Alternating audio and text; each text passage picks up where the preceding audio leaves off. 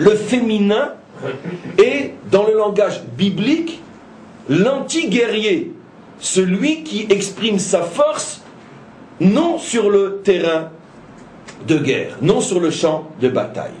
Donc vous remarquerez une chose extraordinaire, c'est que les trois mots qui définissent la malédiction en hébreu font tous les trois allusion à une même notion, mais à chaque fois dite selon un angle différent.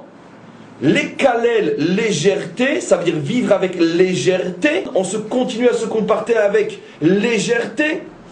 C'est la première définition du mot klala. Deuxième définition du mot klala, lahor, on est illuminé. Là, je vais consacrer une partie importante du cours, parce que pour pouvoir pousser un monde à se comporter avec légèreté, il faut d'abord l'illuminer. Il faut d'abord lui vendre des mensonges auxquels il va gober, qui vont complètement l'illuminer. Vous comprenez? Et donc, non, pas dictature forcément, non, pas dictature forcément, pas du tout. Tu as raison, mais pas du tout. Pas du tout, pas du tout. Vous avez déjà tout compris de toute façon. Mais je suis obligé d'aller doucement. Et donc on va l'illuminer au nom de la liberté d'expression, de la tolérance, de la compréhension. L'Europe est en train de crever, de disparaître. On illumine, on prépare le terrain pendant des décennies. Et donc automatiquement ça les aveugle, un illuminé, il est aveugle. On sait très bien que, ne comprenez pas mal ce que je veux dire, que la race blanche est en train de disparaître. Dans quelques décennies, le blanc n'existera plus, ou que comme esclave dans des galères. Or, le monde ne peut pas se passer de la race blanche. Le monde est composé de 4 races, de 4 couleurs, pardon, qui correspondent aux 4 lettres du nom divin. D'où je le sais que ces 4 couleurs sont indispensables, parce que Rabbi Shimon Bar Yochai dans le Zohar le disait il y a déjà 2000 ans. Dans le Zohar, c'est marqué explicitement que la terre est ronde, qu'elle est habitée sur ses 4 faces, que quand la moitié est dans le jour, l'autre moitié est dans la nuit, et qu'il y a 4 couleurs d'hommes sur cette terre ronde. Blanche, rouge, noire et jaune. Voilà ce que Rashbi disait il y a déjà 2000 ans. Et donc il n'avait certainement pas le problème que Galilée a eu pour expliquer comment se fait-il que ceux qui sont en bas ne tombent pas. Mais puisque c'est dans le Zohar que l'on nous apprend qu'il y a 4 couleurs, ça veut donc dire que les 4 couleurs correspondent à une nécessité absolue.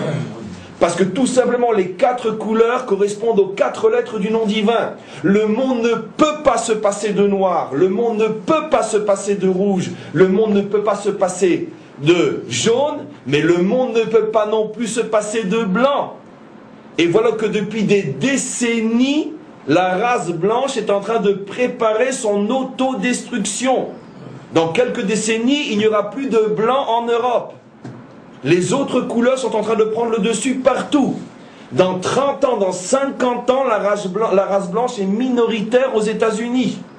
Minoritaire. Chaque race est indispensable. Chaque couleur est indispensable. Elles sont toutes au même niveau. Je sais très bien que mes propos vont être repris dans d'autres sites et ce que je dis maintenant ne sera pas. Ça va être coupé. Vous allez voir. Mais tant pis. Je continue.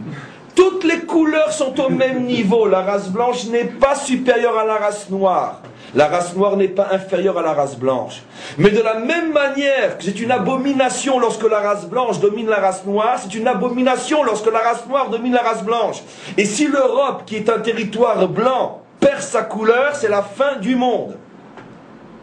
Comment qu'on arrive à convaincre les blancs de devenir minoritaires et d'accepter que leur Europe soit bientôt d'une autre couleur? Eh bien on les illumine pendant des décennies. Une bouche parle, la bouche médiatique. Une bouche parle, la bouche de Bilam. Liberté d'expression, tolérance, SOS racisme, tout celui qui ose parler, on le traite de tout ce qu'on veut, touche pas à mon pote et tout le reste. Et surtout, n'oublions pas que les Bilam sont souvent juifs, parce que les juifs ont eux-mêmes tellement souffert du racisme qu'ils sont les porte-paroles de touche pas à mon pote. Jusqu'à ce qu'ils se rendent compte que le milieu touche pas à mon pote est infesté d'antisémites, et donc, mais ils se réveillent toujours trop tard, juste avant de devenir du savon. Ça, on sait, c'est la tristement célèbre histoire juive. Mais en tous les cas, c'est clair ce qui est en train de se passer. Mais mes amis, n'allons pas si loin. Processus de paix. Pourquoi aller chercher ailleurs ce que nous avons chez nous? Comment qu'on arrive à convaincre un peuple de supporter le fait qu'on lui fasse exploser tous les jours des autobus en pleine gueule? Victime de la paix. Mais on les appelle les victimes du shalom. On est dans un processus de paix. Quoi, vous ne voulez pas la paix? Mais enfin, qu'est-ce que c'est quelques autobus qui sautent au regard de la paix? Comprenez? Et le fait que tous ceux qui sont en face de nous veulent nous exterminer, non, c'est uniquement une poignée d'extrémistes. On trouve même les mots pour justifier l'injustifiable. Et puis on trouve des formules tellement extraordinaires. Un pays, deux peuples pour un pays. Vous allez être le modèle, vous et vos voisins, de la perfection humaine. Vous êtes arrivés à faire le shalom. C'est ça Bilam. Bilam, ce sont les journaux. Bilam, c'est la télévision. Bilam, c'est la radio. Bilam, c'est tous ceux qui parlent. Comment? Bilam, c'est tous ceux qui se servent de leur bouche pour pouvoir préparer le monde à se faire détruire. Dans fin de Parshat Emor, on est dans ce fameux passage de cet homme qui a maudit Dieu. Et cet homme qui a maudit Dieu, on dit qu'il a été Nokev Shem Hashem. Il a féminisé le nom de Dieu. Regardez, on est dans le chapitre 24, fin de Parshat Emor, dans Vaïkra, 3e livre de la Torah.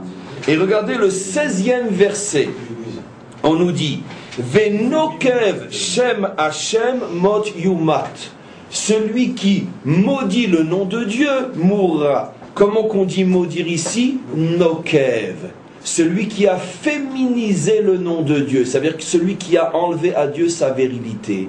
Le Dieu d'amour, le Dieu gentil, patati, patata. Non, encore faites, et pas la guerre. Ça veut dire tous les slogans qui présentent la vérité comme ce qui va suffisamment t'affaiblir pour qu'après on puisse t'envoyer dans des camps et prendre ta place. Celui qui ose féminiser Dieu, celui qui ose dire que Dieu n'est qu'amour et tolérance, celui qui ose oublier que Dieu est aussi un guerrier qui se bat et demande qu'on se batte, Hachem Ish Milchama, Dieu est aussi un Dieu de guerre. Quand on vient pour t'attaquer, tire le premier. Abba le orgecha ashkem ve orgo. Quand l'Europe blanche voit que dans quelques décennies, elle aura disparu, si maintenant elle ne se bat pas, elle ne pourra plus jamais se battre. Je sais très bien, ça va être découpé, envoyé sur tous les sites du monde entier. Regardez ce sale petit rabbin raciste. Je m'en fous. Je préfère mourir en disant la vérité que vivre en étant complice du mensonge. Blanc, défendez-vous. Défendez-vous, on est en train de prendre vos femmes et vos enfants. Défendez-vous. Mais vous savez pourquoi, blanc, on est en train en Europe de vous prendre vos femmes et vos enfants? Parce que pendant 2000 ans, on vous a présenté le Dieu de l'amour, qui est tellement bon, tellement gentil. Mais le B dans l'alphabet est tellement proche du C, comme on le sait. A, B, C. Et donc, à force de voir le bon Dieu, on est devenus des serviteurs de ce bon Dieu complètement con. C'est ce qui est en train de se passer. Mais le problème n'est pas que chez eux, le problème il est chez nous aussi. Pendant des décennies, on nous a rabâchés dans les journaux, à la presse, à la télévision, partout. Faites la paix et pas la guerre. Faites la paix et pas la guerre. Après, quand les premiers autobus ont commencé à sauter, il fallait bien trouver une parade, parce que tout le monde allait se rendre compte que c'est une farce. Mais non, ça, ce sont les victimes de la paix.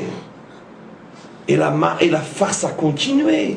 Et jusqu'à aujourd'hui, ce peuple est complètement endormi. Pourquoi? Parce qu'on l'a complètement paralysé à coups de slogans de paix, de tolérance, de deux peuples, de fraternité, etc., etc. Mais c'est de ça qu'on parle, mes amis.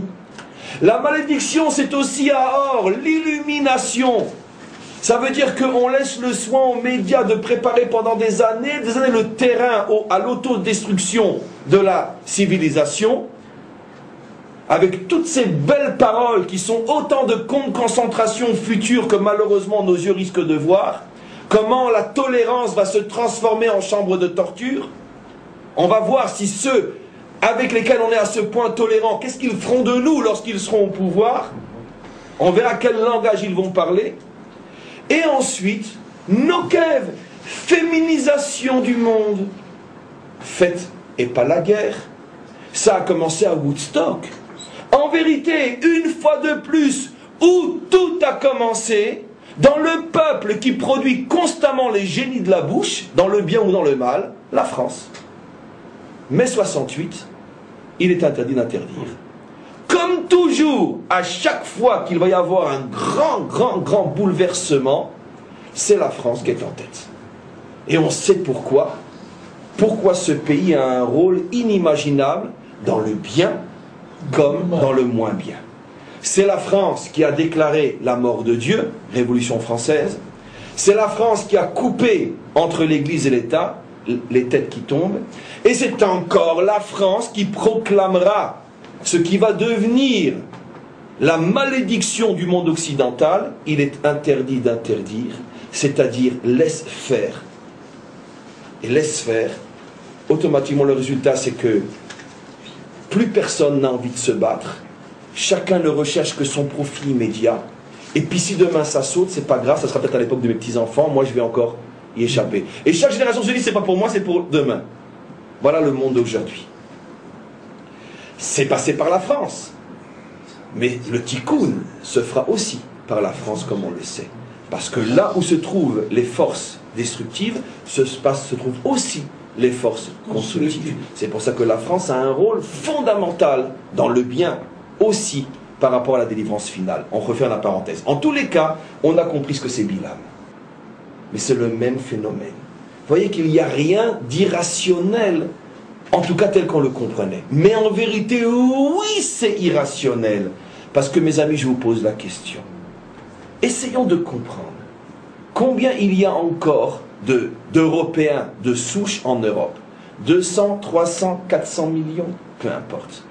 Comment 400 millions d'hommes et de femmes peuvent-ils tous les jours assister à leur propre destruction, que ce soit de l'intérieur ou la menace extérieure, et se laisser faire?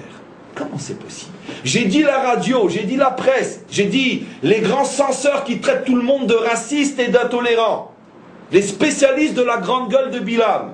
Très bien, mais ça ne suffit pas. 300 millions qui vont à l'abattoir, personne ne bouge.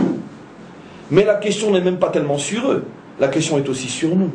Nous sommes seulement 60 ans après la Shoah. Nous avons en face de nous des gens qui du matin au soir disent que l'océan ne sera pas suffisamment grand pour nous avaler tous. Et ils ne s'en cachent pas. Même ceux qu'on appelle les plus tolérants d'entre eux disent que ce que le monde appelle processus de paix n'est pour eux qu'une étape avant la reprise totale des deux rives du Jourdain. Oui, oui. Pour eux et uniquement eux. Ils le disent, on l'entend. On n'est qu'à 60 ans avant la Shoah. Mes amis, après la Shoah, mes amis, au début de la Shoah, quand arrivait à s'échapper un prisonnier d'un camp, et il y en a eu des dizaines et des centaines, et qu'il arrivait à re-rentrer dans le ghetto, et hurler à ses frères, mais vous ne savez pas ce qui vous attend. Les gens disaient, mais en fait, t'es complètement fou, mais quoi, des fumées, de la cendre? Bon, on sait très bien qu'ils sont antisémites, mais c'est pas possible, c'est impossible. Je comprends qu'à cette époque-là, les gens ne pouvaient ne pas y croire, parce que c'était la première fois dans l'histoire. Mais aujourd'hui, on sait très bien que quand quelqu'un dit « il va nous détruire », on sait qu'il va le faire.